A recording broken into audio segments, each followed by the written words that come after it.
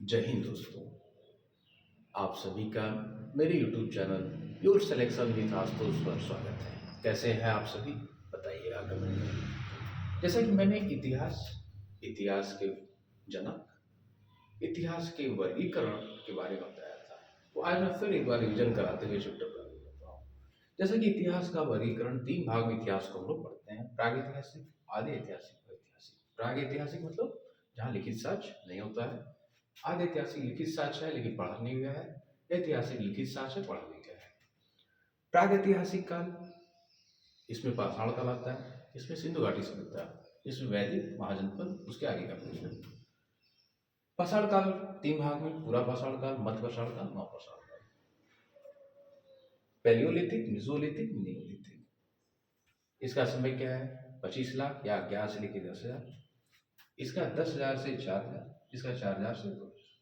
पूरा पाषाण काल का समय काफी बड़ा है, इसलिए इसको 3 भाग में डिवाइड करके पढ़ते हैं: पूर्व, मध्य, उच्च। इस काल का मानव कैसा था, उसका लक्षण क्या है? पूर्णतः प्राकृतिक था, पूर्णतः शिकार पर डिपेंड करता था, आकेटक, खाद्य संग्रह।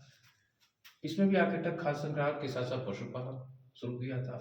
इसमें कृषि और स्त्री निवास। अब कल के टॉपिक से आगे हम लोग पढ़ते हैं, औजार से शुरू करना है। पूरा पाषाण काल के मानव का औजार क्वार्टजाइट, सल्क, ब्लेड से बने होते थे। मध्य पाषाण काल के मानव के माइक्रोलिथ, लघु पाषाण के औजार होते थे। तीर कमान उसने चलाना सीख लिया था। उस काल का मानव पहली बार तीर कमान का प्रयोग करता है। नव पाषाण काल के मानव का हथियार स्लेट के बना होता है। अगली टॉपिक, खोज। पूरा पाषाण काल मानव ने आग की खोज की थी। संभवतः आग की खोज उस उच्च पूरा पाषाण काल में हुआ था। इस काल का मानव आग का प्रयोग करना सीख लिया था। मध्य पाषाण काल का मानव आग का प्रयोग करके अपना जीवन यापन शुरू कर चुका था। नव पाषाण काल में पहिए का प्रयोग हो गया था। कृषि, स्थायी निवास के साथ साथ पहिए का भी प्रयोग पहली बार नव पाषाण काल में हुआ था। कहीं कहीं ऊन का साक्ष्य भी इसमें मिला हुआ है। पूरा पाषाण काल का स्थान के बारे में हम लोग बात करेंगे। उसमें कहाँ कहाँ पूरा पाषाण काल का स्थान या कहाँ कहाँ चीजें मिली हैं। तो एक जगह है अतिरम, अतिरम पक्कम। एक जगह कौन सा है? अतिरम पक्कम। हथनोरा, हथनोरा, हथनोरा कहाँ पर है? मध्य प्रदेश। यहाँ से मानव खोपड़ी के साक्ष्य मिले हैं। यहाँ से क्या मिले हैं? मानव खोपड़ी के साक्ष्य मिले हैं। ये भीमबेटका की गुफा है। भीमबेटका की गुफाएं मध्य प्रदेश में है। यहाँ पर भित्ति चित्र मिला हुआ है। यहाँ पर तीनों काल के मानव का साक्ष्य मिला हुआ है। मध्य पाषाण काल में चौपानी मांडू, सराय नाहरया यूपी में है, प्रतापगढ़ में। यहाँ मृतभांड के साक्ष्य मिले हैं। यहाँ पर क्या साक्ष्य मिले हैं? मृतभांड के साक्ष्य मिले हैं। बागोर राजस्थान में है, आदमगढ़ एमपी में है। यहाँ पशुपालन के साक्ष्य मिले हैं। यहाँ पर किसके साक्ष्य मिले हैं? पशुपालन के।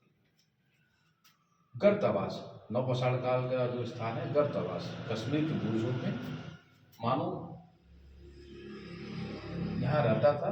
गर्तावास के साक्ष्य यहाँ पर मिले हुए हैं। कोल्डिवा यूपी में है, कोल्डिवा यूपी में है। यहाँ पर चावल के साक्ष्य मिले हैं। चिरान, चिरान बिहार में है। ये नव पाषाण काल का क्या है? स्थल है। एक और इसमें नोट कर लीजिएगा, मानव के साथ साथ कुत्ते दफनाने का साक्ष्य मिला हुआ है नव पाषाण काल में। तो ये कभी कभी पूछ लेता है कि इस काल में मानव के साथ कुत्ते दफनाने का साक्ष्य मिला है, तो ये नव पाषाण काल में हुआ है। कुछ चीजें और इसमें नोट कर लीजिए, जैसे मानव द्वारा प्रयुक्त पहली धातु तांबा है। मानव द्वारा प्रयुक्त पहली धातु क्या है? तांबा है। सर्वप्रथम उसने पहला औजार कुल्हाड़ी यूज किया था। ये सब चीजें नोट कर लीजिए।